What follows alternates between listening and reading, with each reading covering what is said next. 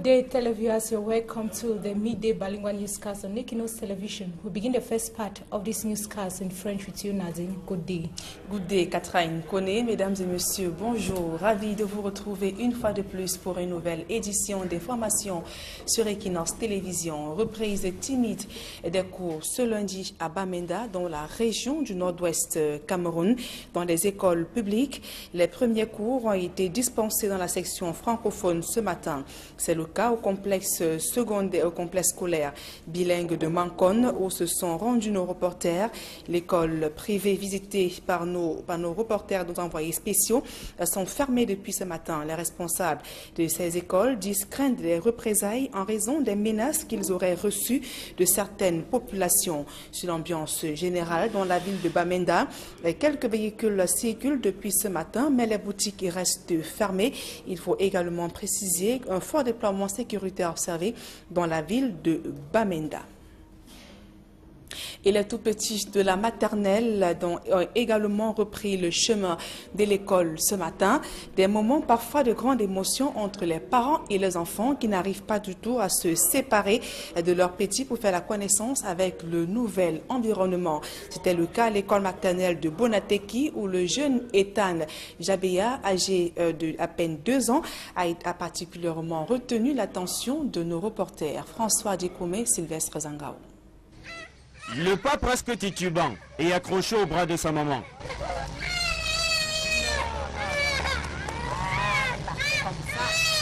Ethan Jabeya Noah, âgé d'à peine 2 ans, fait son entrée ce lundi 4 septembre 2017 à l'école maternelle publique de Bonateki d'Eido. Il est plutôt calme, mais son attitude change lorsqu'il voit la maîtresse s'avancer vers lui.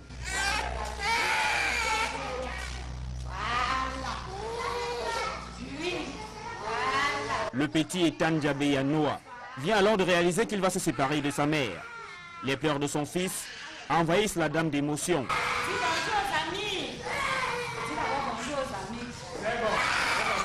J'ai choisi l'amener à l'école pour son épanouissement d'abord et qu'il puisse vivre en société avec les autres. Le voir pleurer comme ça fait mal, mais je n'ai pas de choix. Une trentaine de minutes après, Dean Longo Rose constate avec surprise que son enfant a changé d'attitude. Dans la gaieté, il danse avec ses nouveaux camarades, au rythme de la chanson entonnée par Madame Léonie Mbongue, la maîtresse.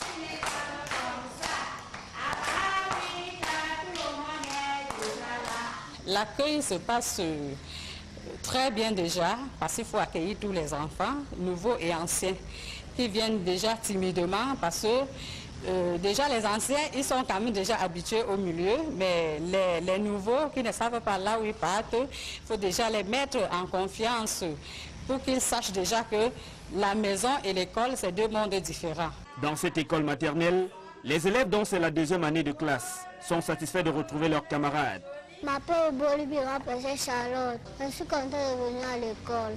Parce que je veux jouer avec mes camarades. Voilà donc ainsi lancée l'année scolaire 2017-2018 à l'école maternelle publique de Bonateki d'Eido.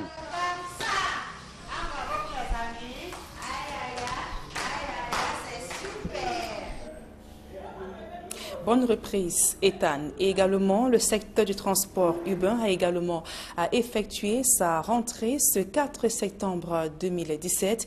Les chauffeurs de taxi et ceux des motos n'ont eu pour destination privilégiée que les zones abritant les établissements scolaires de toutes catégories confondues. L'ambiance donc de rentrée chez les transporteurs de la ville de Douala, c'est dans ce reportage que signent François Dikoumé et Donald Anouzoa. Le secteur du transport urbain n'est pas resté en marge de la mouvance du retour des classes. Les chauffeurs de taxi et ceux des motos ont investi le grand carrefour de la ville de Douala très tôt ce 4 septembre en guise de retrouvailles avec leur clientèle des 9 mois à venir. Chacun est en train de vacances différentes occupations et les élèves aussi sont en train de retourner en classe comme d'habitude. C'est tout ce qu'il y a eu comme changement ce matin. À en croire certains transporteurs, l'entrée en scène des élèves va augmenter la densité du trafic. J'aimerais qu'il y ait une affluence par rapport à d'autres jours. Aujourd'hui, vous voyez partout là, les taxis sont un peu rares parce qu'il y a un peu l'embouteillage, circulation un peu partout. Un avis que ne partage pas cet acteur du secteur des transports. Il n'y a pas un attroupement formidable comme d'habitude. on ne sent pas la rentrée. La pauvreté, les gens n'ont pas assez d'argent. La rentrée scolaire dans les rues de Douala s'est aussi faite avec les services de régulation de la circulation qui ont pris des dispositions pour éviter les embouteillages souvent récurrents en pareille circonstance. Et comme un train à grande vitesse, la rumeur annonçant la mission de Jean-Pierre Mabingo, le jeune garçon de 10 ans, candidat à l'examen de probatoire C, alors qu'il avait été recalé, a fait le tour de la toile en quelques minutes, suscitant ainsi diverses réactions. Une attitude qui surprend d'ailleurs son géniteur. Ce dernier fait savoir qu'il n'a même pas pu déposer une requête à l'office du baccalauréat. Le reportage de Flavien Valondongo. Jean-Pierre Mabingo est sommet, téléphone en main, parcourt les réseaux sociaux. Sur son compte WhatsApp, il reçoit un message qui lui a été envoyé par un inconnu. Je lis les réseaux sociaux que le jeune surdoué Jean-Pierre et Mabingo et son père âgé de 10 ans, candidat malheureux au probatoire section 2017, a finalement réussi avec mention très bien après 1 mois, 3 semaines de requête. Le jeune élève âgé de 10 ans et candidat malheureux au probatoire C, session 2017, ne prend pas en compte cette nouvelle qui fait le tour des réseaux sociaux. Pour lui, il y a une structure qualifiée pour ce type de nouvelles. Je pense que c'est l'office du bac qui doit m'annoncer que si j'ai passé ou si je n'ai pas réussi. Ce ne sont pas les réseaux sociaux qui disent si j'ai eu ou je n'ai pas eu.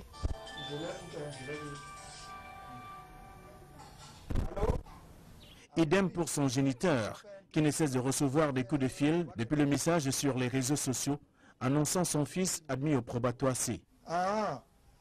Bon, moi je ne suis pas au courant. Hein. Tout cela ressemble à un conte de fées, précise le parent du petit génie, qui affirme n'avoir pas encore déposé la requête à l'office du baccalauréat du Cameroun. Oui, j'ai eu une petite difficulté, surtout que je suis arrivé un jour après le délai de dépôt des requêtes.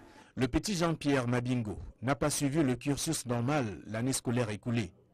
Toute chose qui rend impossible la composition du dossier pour la requête à déposer à l'office du baccalauréat du Cameroun. On me demande déjà son livret scolaire de la classe de première et avoir aussi ses coordonnées par rapport à l'examen. Je n'ai pas tout son livret scolaire. Apparemment, je ne peux pas l'avoir parce qu'il a fait juste 2 mois et demi de cours dans l'établissement qu'il fréquentait à cause de l'incompatibilité de sa précocité avec l'établissement en question. Jean au téléphone, la cellule de communication de l'office du baccalauréat du Cameroun, tout étonné par cette annonce, rassure que la commission chargée d'étudier les requêtes vient d'achever son travail et devra publier les résultats la semaine prochaine. Et parmi les dossiers reçus, aucun ne portait le nom du petit Jean-Pierre Mabingo. Comment comprendre alors que l'admission de Jean-Pierre Mabingo au probatoire C, session 2017, écume les réseaux sociaux? À qui profite le crime? Difficile donc de répondre à cette question. Le jeune élève de 10 ans, qui n'est pas toujours convaincu de son échec, a plutôt la tête en terminale et le cœur à l'office du baccalauréat du Cameroun, d'où son engagement à démontrer qu'il méritait ce probatoire. Intégrale de 1 allant vers E de x, ln de x, d de x.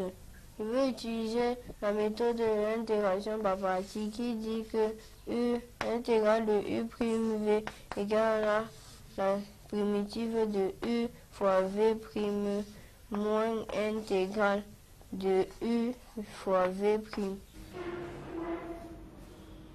Et c'est une année scolaire qui s'annonce bien difficile pour de nombreux parents à Baganté, dans le département d'Undé. Ils font partie des épargnants de la microfinance, la finale, qui vient de fermer ses portes à la veille de la rentrée scolaire. Et bon nombre de ces parents comptaient sur ces épargnes pour pouvoir supporter les charges de l'année scolaire de leur progéniture. Coup dur pour ces parents. Le reportage de Jérôme Narcisse Sobsi. Nombreux épargnants de la finale, un établissement de microfinance de première catégorie de la ville de Baganté, sont en colère depuis samedi dernier.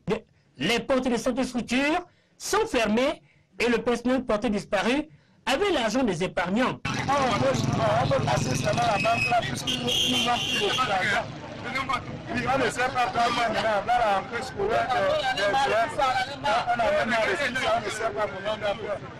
Qu'est-ce qu'ils vous disent? Il nous dit, non, ils en ont appelé le chef. Le chef, on appelle le chef depuis le chef ne dépose pas le territoire. Aussitôt informés, les éléments du commissariat de sécurité publique de la ville de Baranté se rendent sur les lieux afin de sécuriser le périmètre. Cette microfinance était beaucoup plus spécialisée dans les collectes journalières avec comme principaux clients de nombreux Camerounais exerçant dans de petits métiers.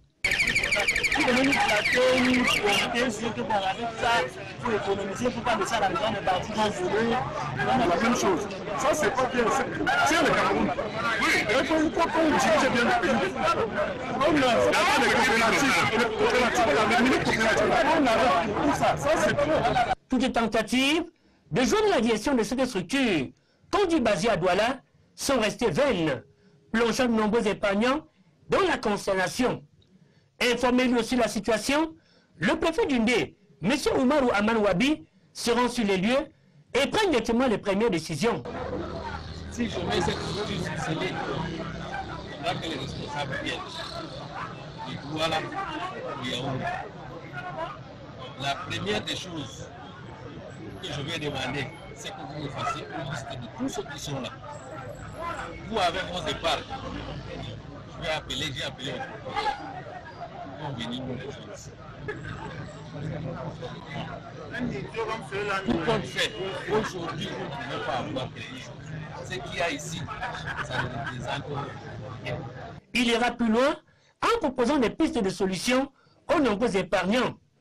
Une situation qui intervient au moment, n'est-ce pas, où les parents ont besoin de leurs épargnes pour résoudre les nombreux problèmes liés à la rentrée scolaire. Actualité sportive à présent, éliminatoire Coupe du Monde de Russie 2018. Les Lions indomptables du Cameroun descendent dans l'arène ce soir au stade Amadou Ahidjo de Yaoundé. Les poulons de Hugo Bros seront face aux Super Eagles du Nigeria pour le match retour. Face à la presse hier à Yaoundé, le sélectionneur des Lions indomptables du Cameroun a reconnu que la lourde défaite 4-0 face aux Nigériens en match aller donc a hypothéqué les chances de qualification de son équipe pour le mondial Russie 2018. Lors de la séance d'entraînement hier à Yaoundé, Benjamin Mukanjo et ses coéquipiers ont laissé transparaître leur démotivation. Le reportage de Joël Essengay de Aïe Cyril. Sur la pelouse du stade Omnisport Amadou Ahidjo de Yaoundé, les Lions indomptables du Cameroun préparent le match retour contre les Super Eagles du Nigeria. Mais c'est une équipe démotivée qui va redescendre dans l'arène. Après la lourde défaite 0 but contre 4 du match aller, la qualification pour la Coupe du Monde Russie 2018 est désormais une mission presque impossible pour le Cameroun. Il y a des moments que ce n'est pas possible d'atteindre ce projet. Donc, probablement, on ne va pas être en Russie l'année prochaine. Mais après, il y a encore les fois à la canne. Il faut tout faire, mais vraiment tout faire pour battre les Nigériens. Même si ça va nous rapporter peut-être très peu au niveau de la qualification pour la Coupe du Monde l'année prochaine. Responsable du choix des joueurs, le sélectionneur Hugo Bros assume la responsabilité de la débâcle du match aller. C'est moi qui fais l'équipe, c'est moi qui dis comment on doit jouer, c'est moi qui donne la tactique. Donc à la fin, c'est toujours l'entraîneur qui est responsable, j'ai aucun problème avec ça. Pour la suite, les nouvelles ne sont pas bonnes. Blessé 10 minutes seulement après son entrée en jeu au match aller, Eric Maxime Choupo-Moting est forfait pour le match retour. L'attaquant fait du vélo pendant que ses coéquipiers s'échauffent sur la pelouse. Donc c'est très dommage. C'est la deuxième fois aussi. Il y a quelques mois, dans le match contre la Tunisie, on a eu la même chose avec lui. Donc c'est très dommage que chaque fois qu'il est là, qu'il se blesse encore une fois. C'est pas bon, c'est pas agréable ni pour lui, ni pour nous. Les Lions indomptables jouent désormais pour l'honneur. Ils veulent une victoire contre le Nigeria pour ne pas sortir la queue entre les jambes. Si on a la fierté et l'honneur dans nous, demain, on doit montrer quelque chose à notre public ici. On n'a plus le choix. On n'a plus le choix.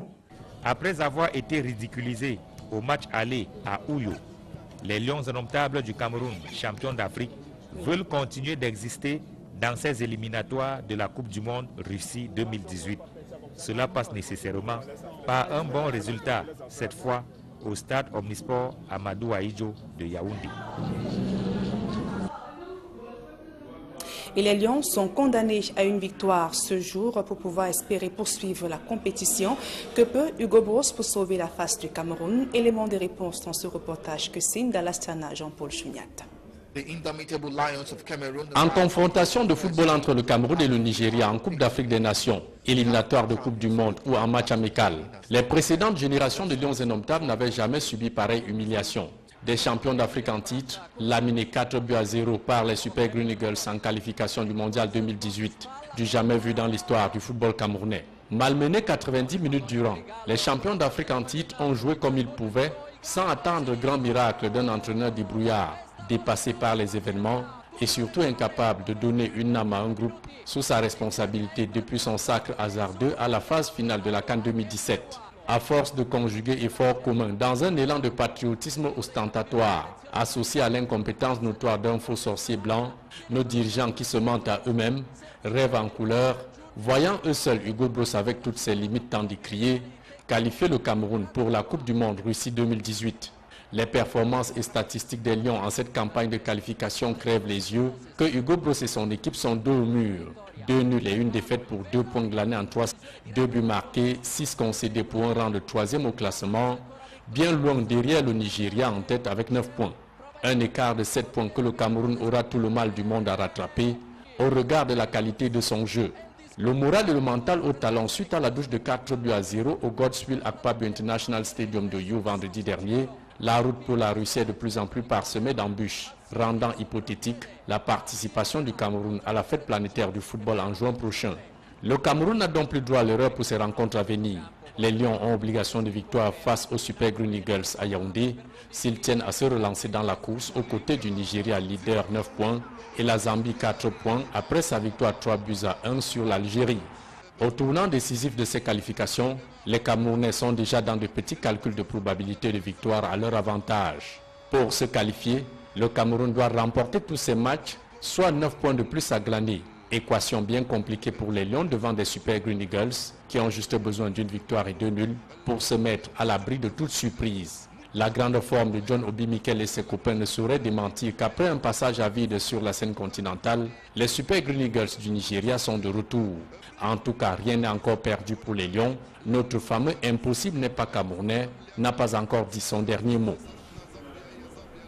Catherine Kone, you have the second segment of this news. Exactly, Nadine. Thank you, ladies and gentlemen, for staying with us on the second segment of the bilingual newscast on Equinos Television. We begin right away with education, where for back to school in Yaoundé, our reporter visited a family of a preschool kid going to school for the first time. The start of the intellectual journey is usually characterized by anxiety when the kids separate from their parents, as Rolana Kon tells us in this report.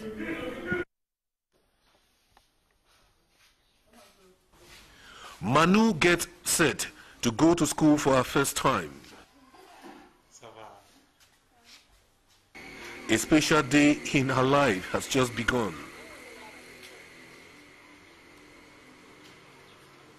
Her mother, Jasmine, accompanies her in the maiden experience to ensure that Manu receives a sound education.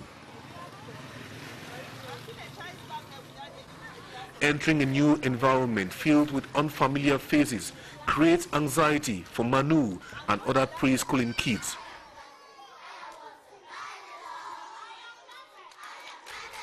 The anxiety kids feel when their parents leave them in school, a head teacher tells us, is normal. Et c'est normal, on l'accueille, bisous, bonjour, bienvenue bébé, on essaye de mettre l'enfant à l'aise.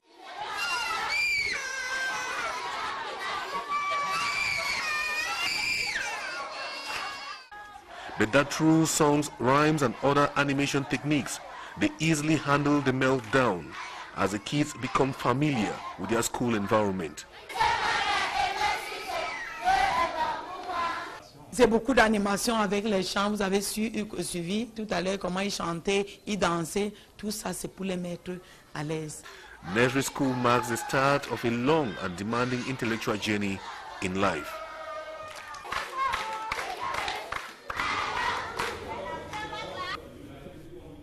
Meantime, the call by government, trade unions leaders, elites and funds of the Northwest region for parents to send their children to school has not been adhered to. There was a low turnout in schools in Bamenda at GBHS downtown. Only about 100 students, mostly Francophone sections, showed up in school. For Hansen Chanji and Innocent Abega visited some school and paint the picture.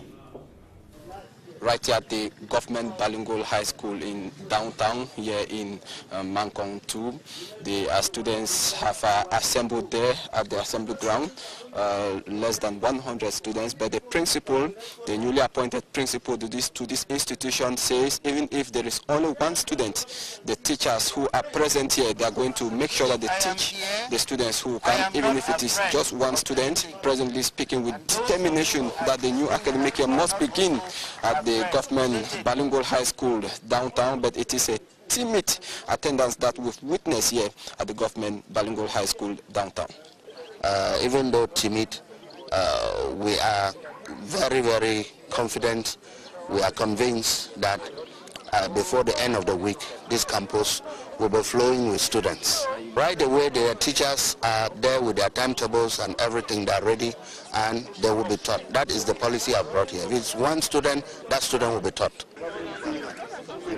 To school 2017-2018 academic year at the government bilingual school Old Town here in Mangkong 2 in Bamenda. You can see some parents who have come with their children to have their names registered as far as the school is concerned. We have equally noticed that the Francophone section is fully operational. We discussed with the director, the head teacher, the headmistress of the Francophone section. She told us that the pupils are already in their respective classrooms, even though it is a timid participation or a timid attendance at the government bilingual school here in Old Town. The inspector for basic education told us that the timid nature of the attendance today might change in the coming days as far as back to school in this institution is concerned.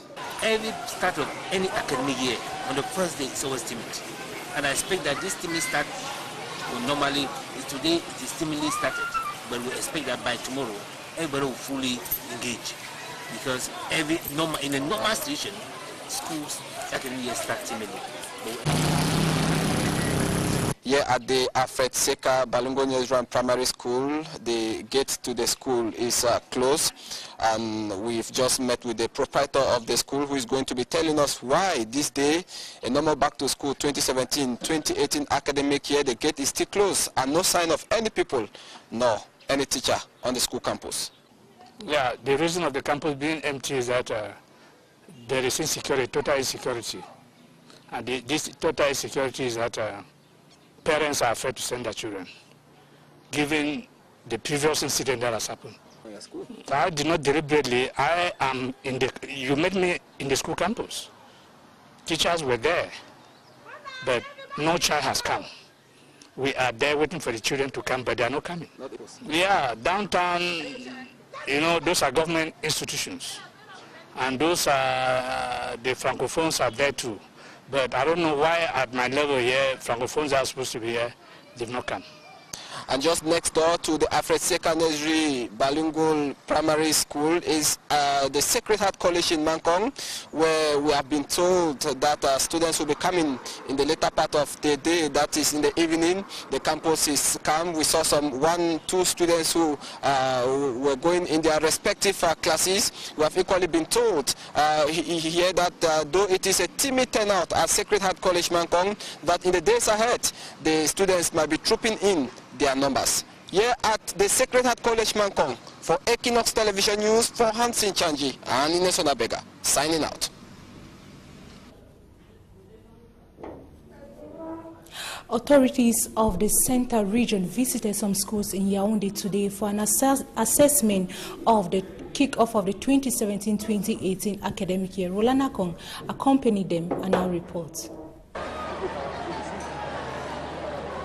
Lycée Général Leclerc Yaoundé is one of the colleges visited by authorities of the Central Region to assess the kickoff of classes for the 2017-2018 academic year in Yaoundé.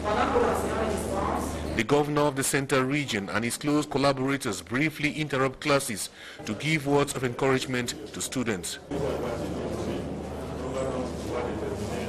I've seen in Lycée Général Leclerc that all the students, the administrative staff and the teachers are on duty, and that classes have begun effectively, and that we can see that the preparations were well done because the campus is equally clean. First wish that pupils, students should be given the opportunity to study, because that is why they are here, and that Cameroon of tomorrow depends on them. Apart from some new students who had difficulties situating their classrooms, no hitches reported.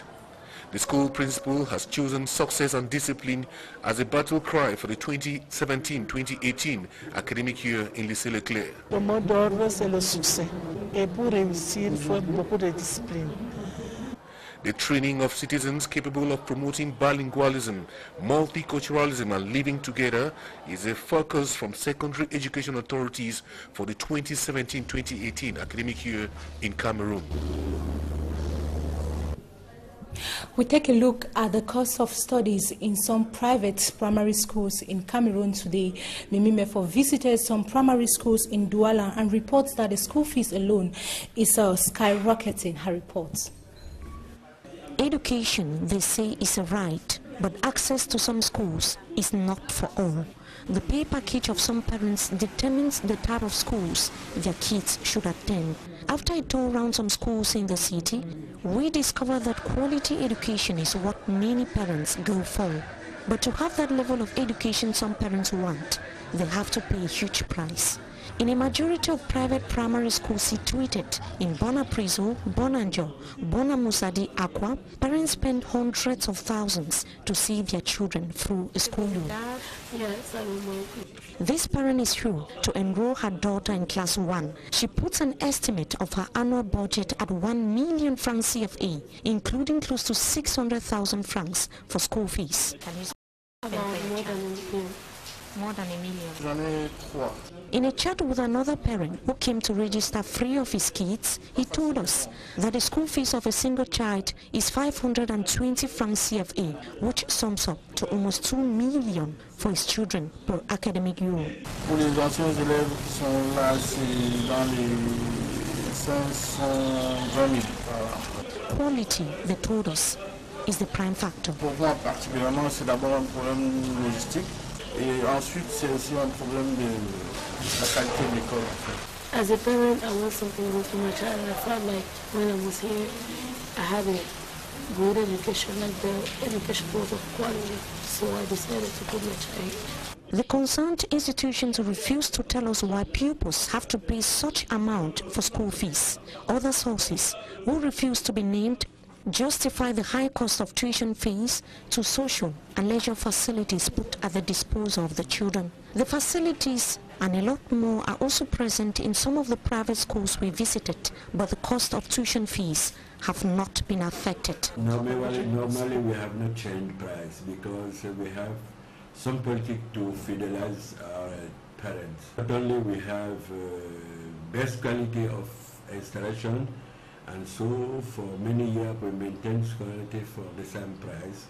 We have many things, not only computer, we have music, cloth music, with many instruments and without any price on the school fees. The rising cost of fees in private schools is a phenomenon parents find difficult to cope with, but have no choice. The government, which has the role to regulate and homologate tuition fees, is still indifferent.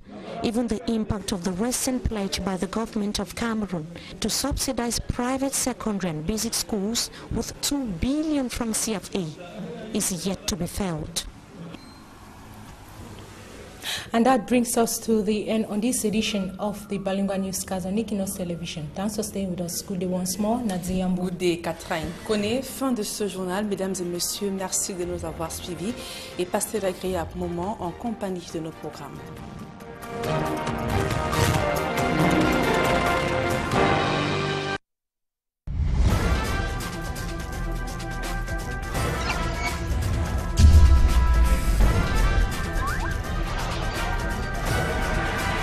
Equinox Télévision, au-delà de l'image, nous rendons compte